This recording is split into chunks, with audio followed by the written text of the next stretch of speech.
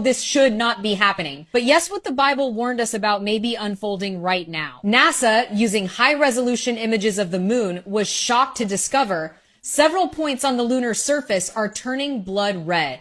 Scientists panicked because the book of Joel had already warned the sun will turn dark and the moon will turn to blood before the great and terrible day of the Lord comes. Sounds like prophecy? But when NASA investigated further, they found something even stranger. These red spots are made of a material called hematite. Translated from Greek, its meaning is literally blood. Here's the problem. Hematite requires water and oxygen to form, but the moon has neither. So scientists were forced to admit this blood stain may not be natural at all. It could be the mark of some divine force. A bizarre scientific anomaly, or a warning from God himself. When the moon turns to blood, has the end already begun?